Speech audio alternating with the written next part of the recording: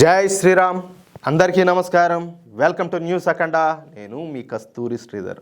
మిత్రులారా, పాకిస్తాన్కు సంబంధించినటువంటి ఒక అదిరిపోయేటటువంటి అప్డేట్ అయితే తీసుకొచ్చా. న్యూస్ మాత్రం నెక్స్ట్ లెవెల్ ఉంటుందట్టే, ఓకేనా?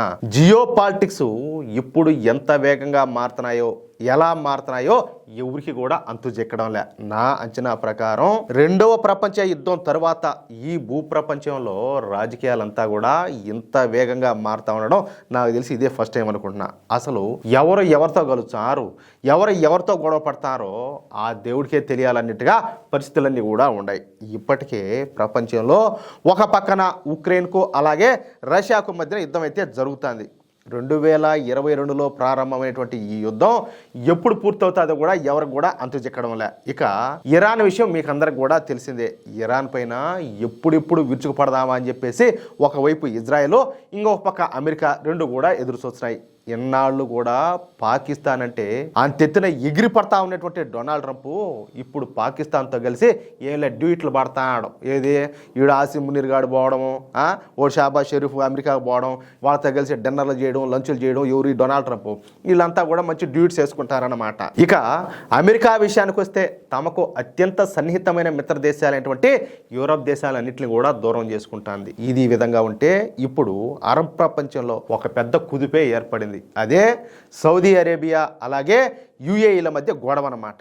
నిజానికి ఇస్లామిక్ ప్రపంచానికి సౌదీ అరేబియా అలాగే యుఏఈలు పెద్దన్న అలాగే చిన్నన్నలుగా చలామణి అయితే అవుతా ఉన్నాయన్నమాట. వీరిద్దరిది కూడా ఒకే మాట ఒకే బాటగా ఉన్నింది. అయితే యెమెన్లో ఘర్షణలో పశ్చిమాసియాలో రెండు శక్తివంతమైనటువంటి దేశాలైన సౌదీ అరేబియా అలాగే యుఏఈ మధ్య ఉద్రిక్తతలకు కారణమవుతున్నాయన్నమాట. నిన్న మొన్నటి వరకు ఒకే తాటిపైన ఉన్నటువంటి ఈ రెండు దేశాలు ప్రస్తుతం యెమెన్లో చెరో వర్గానికి మద్దతునైతే ఇస్తున్నాయి. యెమెన్లో అధికారంలో ఉన్నటువంటి ప్రభుత్వానికి సౌదీ అరేబియా సపోర్ట్ చేస్తూ ఉంటే దక్షిణ యెమెన్ను స్వతంత్ర దేశంగా ఏర్పాటు చేయాలన్న లక్ష్యంతో పనిచేస్తున్నటువంటి ఎస్టీసీకి యుఏఈ అయితే మద్దతు ఇస్తుంది. దీంతో సౌదీ అరేబియా అలాగే యుఏఈ దేశాల మధ్య సంబంధాలు అయితే దెబ్బతిన్నాయి. సరే, ఇటీవలే సౌదీ అరేబియాతో పాకిస్తాన్ ఒక రక్షణ ఒప్పందం అయితే కుదుర్చుకునింది. అలాగే సౌదీ అరేబియా టర్కీతో ఇస్లామిక్ నాటోను ఏర్పాటు చేయాలని చెప్పేసి కోరుకుంటుంది. అంతలోనే యుఏఈ మన భారతదేశంతో కలిసి కొత్త రక్షణ ఒప్పందాలపైన సంతకం చేసింది. అయితే పాకిస్తాన్ సైనిక పరిజ్ఞానం పైన సౌదీ అరేబియా ఆధారపడుతుంది. ఇది ఎంత ఎరుపప్ప దేశం ఒకసారి ఆలోచించండి. సౌదీ అరేబియా సైన్యాన్ని నడిపించేటటువంటి జనరల్స్ పాకిస్తాన్ వాళ్ళే. షబాష్. అంటే పాకిస్తాన్లో రిటైర్డ్ అయినటువంటి జనరల్స్ను సౌదీ అరేబియా కొనుక్కొని వాళ్ళను తమ దేశ సైన్యానికి జనరల్స్గా లేదా సలహాదారులుగా నియమిస్తూ ఉంటుందన్నమాట. అంటే ఏ విధంగా చూసినా పాకిస్తాను అలాగే సౌదీ అరేబియాల మధ్య విడదీయరానటువంటి సంబంధాలు అయితే ఉన్నాయి. ఈ క్రమంలోనే పాకిస్తాన్కు యునైటెడ్ అరబ్ ఎమిరేట్స్ షాక్ అయితే ఇచ్చింది. ఏది? యుఏఈ అనమాట. ఇస్లామాబాద్ అంతర్జాతీయ విమానాశ్రయాన్ని నిర్వహించేటటువంటి ప్రణాళికను యుఏఈ అయితే రద్దు చేసుకునింది. యుఏఈ అధ్యక్షుడు Sheikh Mohammed bin Zayed Al Nahyan భారత్లో ఆకస్మికంగా పర్యటించిన కొద్ది రోజుల్లోనే ఈ నిర్ణయం అయితే బయటకు వచ్చిందన్నమాట. దీంతో పాకిస్తాన్కి అయితే భారీ ఎదురు దెబ్బే తేలింది. యుఏఈ అధ్యక్షుడైనటువంటి Mohamed bin Zayed Al Nahyan ఆకస్మిక భారత పర్యటన దక్షిణాసియా భౌగోళిక రాజకీయ సమీకరణాలపైన అయితే ప్రభావాన్ని అయితే చూపించింది. ఇస్లామాబాద్ అంతర్జాతీయ విమానాశ్రయాన్ని నిర్వహించేటటువంటి ఒప్పందం గురించి గతేడాది ఆగస్టు నుంచి యుఏఈ అలాగే పాకిస్తాన్ మధ్యన చర్చలు అయితే జరుగుతున్నాయి. అయితే యుఏఈ అధ్యక్షుడు భారత పర్యటన తర్వాత పాకిస్తాన్కి అయితే యుఏఈ కరెంట్ షాక్ అయితే ఇచ్చిందనమాట. ఈ మేరకు పాకిస్తాన్ పత్రిక అయినటువంటి ది ఎక్స్ప్రెస్ ట్రిబ్యూన్ తన కథనంలో ఈ విధంగా పేర్కొనిందనమాట. యుఏఈ ఈ ప్రాజెక్టు పైన ఆసక్తిని కోల్పోయి కార్యకలాపాలను అవుట్సోర్స్ చేయడానికి స్థానిక భాగస్వామిని కనుక్కోవడంలో విఫలమైన తర్వాత ఈ ప్రణాళికను రద్దు చేసుకునేదని చెప్పేసి పాకిస్తాను తన కథనంలో పైకైతే వెల్లడించింది.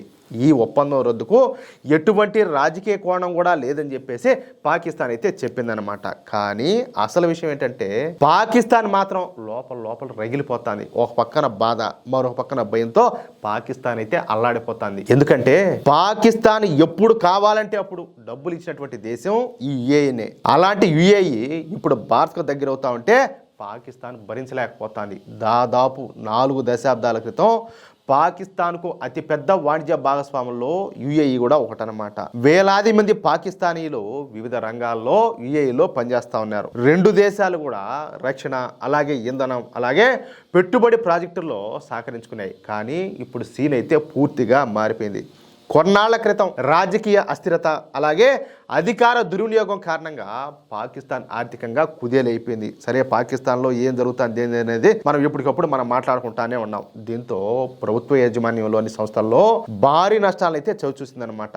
దీంతో గతేడాది పాకిస్తాన్ ఇంటర్నేషనల్ ఎయిర్లైన్స్ ను ప్రైవేటీకరించినారన్నమాట. అంటే ప్రైవేట్ పరం చేశారు. ఈ ఎయిర్పోర్ట్ నిర్వహణను యుఏఈకి అప్పగించేందుకు చర్చలు అయితే జరిపింది. అయితే సవాళ్లతో కూడినటువంటి పరిస్థితుల్లో ఎయిర్పోర్ట్లో నిర్మించడంలో యుఏఈకి అనుభవం ఉన్నప్పటికీ కూడా తాజాగా అయితే వెనక్కి తగ్గింది. ఇక్కడ వెనక్కు తగ్గింది అనే దానికంటే భారతదేశమే యుఏఈ వెనక నుంచి ఆడించిందని చెప్తే ఇంకా బాగుంటుందేమో.